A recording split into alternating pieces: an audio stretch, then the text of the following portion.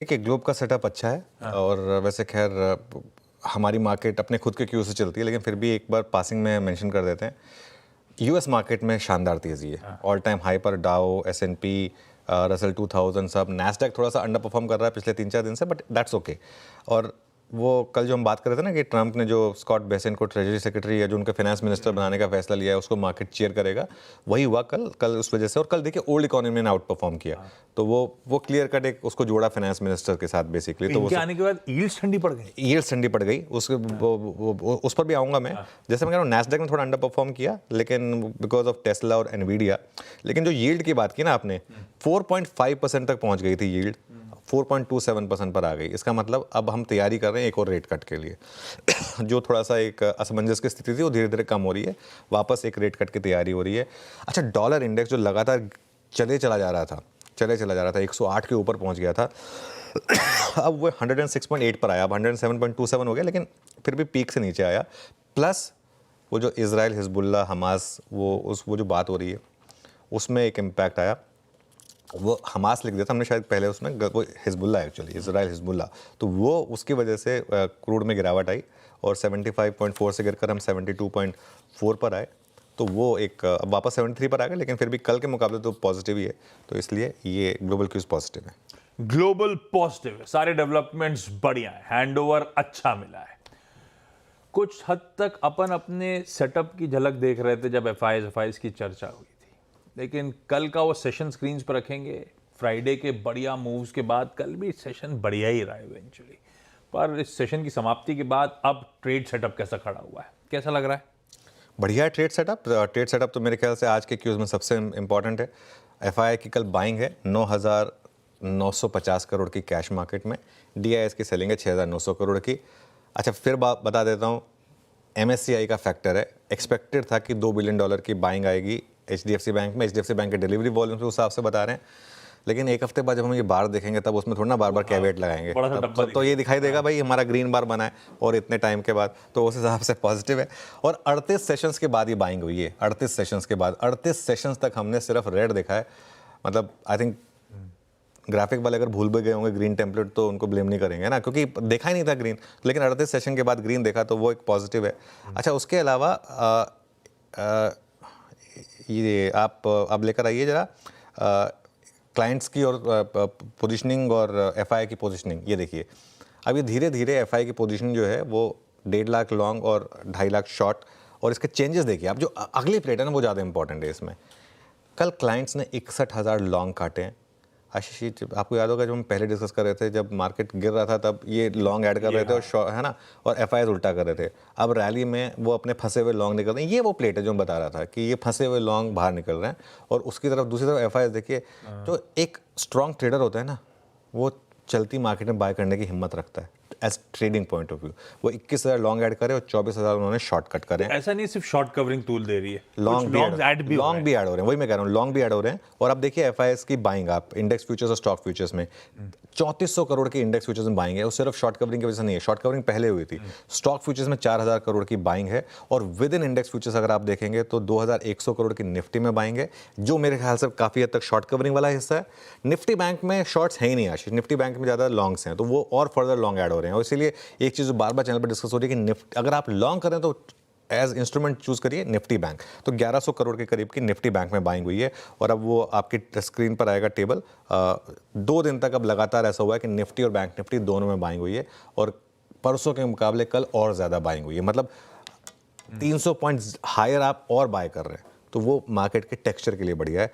Long short की जहाँ तक बात है, अगेन 21,000 लॉन्ग ऐड हुए हैं और 24,000 शॉर्ट कम हुए, तो सिर्फ शॉर्ट कवरिंग की वजह से नहीं आया ये नंबर। और अब वो टेबल आएगी आपकी स्क्रीन पर। अब नेट शॉर्ट रह गए हैं, जो 2,20,000 पर पहुंच गए थे हम नेट शॉर्ट, अब नेट शॉर्ट रह गए हैं 1,08,000। मेरा ये मानना है कि जब तक ये एक्सपायरी खत्म होगी ना आशीष, आप नेट लॉन्ग होंगे।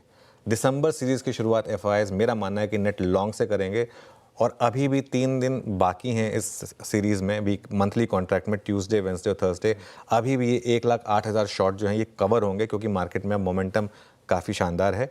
जो भी चीज़ मैं कहूँ, जो भी थ्योरी मैं कहूँ, मैं बार बार कह रहा हूँ, उसमें एक कैवियट ये है कि मार्केट डे लो पे नहीं बंद होना चाहिए और एक 23,824 के नीचे नहीं बंद होना चाहिए, बस ये कैविएट्स रहेंगे। उसके साथ मुझे मानना है कि थोड़ा सा शॉर्ट पोजीशन कम होगी। 29 अक्टूबर के बाद ये सबसे कम शॉर्ट पोजीशन है। 29 अक्टूबर के बाद से सबसे ज़्यादा शॉर्ट पाइलअप हुआ था और इंडिया विक्स भी कल नीचे आया 5% के करीब। अच्छा, पुट कॉल रेशो भी अभी भी कोई बहुत ज़्यादा ओवरवेलमिंग नहीं हो गया। ऐसा नहीं होगा कि 2 दिन की रैली के बाद put call ratio already peak पे पहुंच गया, नहीं, 1.19।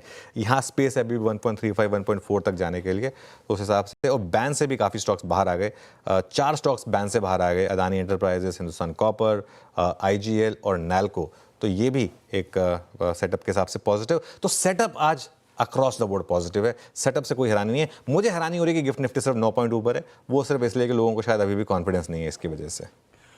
बढ़िया सेटअप है, बढ़िया ग्लोब का हैंडओवर है, तो समीकरण मंगलवार के लिए दिख तो बढ़िया रहे। गिफ्ट निफ्टी लेकिन दिखा रहा है फ्लैट ओपनिंग। आइए आप निफ्टी के डिटेल्ड अप्रोच पे। अपफ्रंट शो की शुरुआत में ही टेक्सचर पे बहुत ब्यूटीफुल डिस्कशन हो चुका है, तो टेक्सचर तो क्लियर है, पर अप्रोच रखा क्या जाए, कहां एंट्री लेनी है, फ्लैट ओपनिंग अगर हो रही है तो क्या लेवल्स वॉच आउट करने हैं। उस टेक्सचर का फायदा तो हमने पिछले 2.5 दिन में बढ़िया उठा लिया है। अब फ्रेश अप्रोच क्या, ये 2 दिन के बाद एग्जॉशन तो नहीं आने वाला? नॉर्मली तीसरे दिन की रैली तो आती है मार्केट में। बाकी खैर मैं पहले लेवल्स डिस्कस करता हूँ, फिर अप्रोच पे आता हूँ। ठीक है, पहले रेजिस्टेंस की बात करते हैं। 24,350 कल का हाई था, 24,351 और 24,400 वो कॉल राइटर्स, वो कल का कंजेशन जोन है, वहाँ पर आपको पहली रेजिस्टेंस मिलेगी, जहाँ पर कल 2 बार हम गए और दोनों बार फिसल गए वहाँ से। अगर वो क्रॉस हुआ तो फिर 24,420 से 24,550 वो कॉल राइटर्स का जोन है। सबसे ज़्यादा कॉल राइटिंग 24,400 24,500 पर है मंथली में, तो वो उस हिसाब से वो आपका एक सबसे बड़ा कंजेशन जोन होगा। सपोर्ट कहाँ मिलेगा? पहला सपोर्ट 24,100 से 24,150, कल का लो, कल 24,135 का लो था, तो वो एक आपका पहला सपोर्ट है। और ऑल इंपॉर्टेंट सपोर्ट जो एकदम लक्ष्मण रेखा है इस मार्केट की, अब वो है 23,950 से लेके 24,050, जहाँ पर आपका 20 day exponential moving average placed है, जो फाइनली इंक्लाइनिंग हुआ है, और जो आपका ऑप्शंस के हिसाब से भी इंपॉर्टेंट जोन है। पहली बात तो जो CNBC आवाज़ के व्यूअर्स लॉन्ग कैरी कर रहे हैं, उनको क्या करना है, मौजूदा लॉन्ग्स पर आप 24,000 का क्लोजिंग बेसिस पर ट्रेलिंग स्टॉप लॉस लगाएं। वो वाले लॉन्ग जो थर्सडे से कैरी कर रहे हैं। जिन्होंने नहीं लिया उनको क्या करना है, अगर बड़ा गैप अप ना हो तो ये बाय जोन है खुलते ही। अगर बड़ा गैप अप ना हो तो अभी जैसे 10 पॉइंट ऊपर दिख रहा है तो वो बाय जोन होगा, और ऐड का जोन होगा 24,150 से 24,200 का। वहाँ का की कोई डिप मिले तो उसमें ऐड करने की कोशिश करें, और एक स्टॉप लॉस लगा दें 23,950 का। देखिए, अब इस मार्केट को गिरने के लिए ना कुछ एक्स्ट्रॉर्डनरी चीज़ चाहिए मेरे ख्याल से। वो मुझे नहीं लगता कि अब यहाँ पर कुछ है। अगेन ये थ्योरी है, गलत हुई तो एक्सेप्ट करूँगा मैं सबसे पहले। और अभी के लिए सेल ट्रेड नहीं है। अब सेल ट्रेड पता कब आएगी? अगर तो हम डे लो पर बंद हो या 20 डे मा के नीचे बंद हो। अगर 20 डे मा के नीचे बंद हो गए और डे लो के करीब बंद हो गए तो फिर मार्केट का वर्डिक्ट क्लियर होगा कि नहीं, ये एक फेक रैली थी जो अब बस पूरी हुई और अब मार्केट वापस गिरने को तैयार है। वो हुआ तो उसको हम फिर एड्रेस करेंगे, फिर वापस टेक्सचर बदलेगा, लेकिन वो बेस केस नहीं है अभी के लिए। ये है निफ्टी 50 का, यहां से हमारा अप्रोच, और आज स्पेसिफिक ट्रेडिंग सेशन के लिए लेवल्स भी स्क्रीन पे। निफ्टी बैंक, कल ही चर्चा भी हुई थी, गिरावट में भी कैसे इंपॉर्टेंट एवरेजेस के ऊपर बना हुआ था, डटा खड़ा रहा, गवा के नहीं दिया। और कल के सेशन में भी बाकी सेक्टरल पॉकेट हिचकोले खा रही हो, निफ्टी बैंक एकदम दिन भर डटा खड़ा रहा। वो तो बात अलग है कि जाते जाते HDFC के फ्लोज आए हो, उसने और तूल दे दिया, लेकिन अदरवाइज भी गजब थी ये पॉकेट, सारे कॉन्स्टिट्यूएंट गजब करे हुए थे।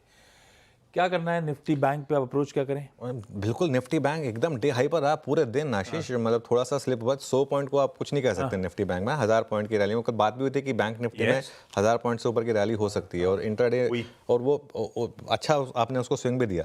और बार बार ये बात हुई है कि बैंक निफ्टी स्ट्रांग है, बैंक निफ्टी स्ट्रांग है। इनफैक्ट इस पूरी डिक्लाइन में भी अगर आप बैंक निफ्टी के साथ खड़े रहे तो भी आपका लॉस नहीं हुआ। सारे टेक्निकल फैक्टर्स, आज मैं देख रहा था, मैं सुबह सुबह उठ के टेक्निकल फैक्टर्स देखता हूँ इंडेक्स के, तो सारे पैरामीटर्स पर, चाहे वो आवरली हो, डेली हो, वीकली हो, मंथली हो, बैंक निफ्टी को दिखा रहा है स्ट्रॉन्ग बाय। वो स्ट्रॉन्ग बाय है बैंक निफ्टी इस समय। दिक्कत पता है क्या है स्ट्रॉन्ग बाय वाली मार्केट में? आपका लॉजिकल स्टॉप लॉस बहुत नीचे है।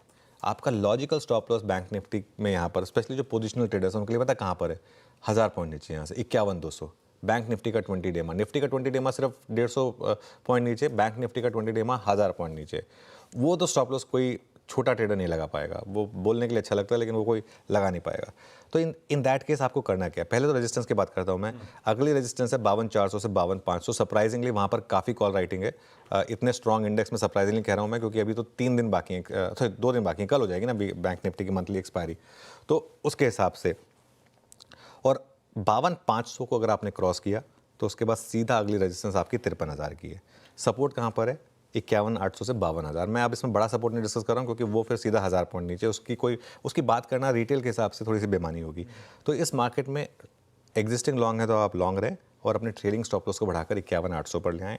और फ्रेश बाइंग के लिए अगर आपको मार्केट मौका दे 52,000 से 52,200 का, मतलब फ्लैट ओपनिंग या फिर हल्की सी 150 से 200 पॉइंट की डिप, उसमें ऐड करने की कोशिश करें। एक 51,800 का स्टॉप लॉस लगा दें, 200-250 पॉइंट का स्टॉप होगा। अगर ये ट्रेड चली तो 500-600 पॉइंट देकर जाएगी आपको। सेट है, बढ़िया है। निफ्टी बैंक का आज ट्यूसडे का अप्रोच। CNBC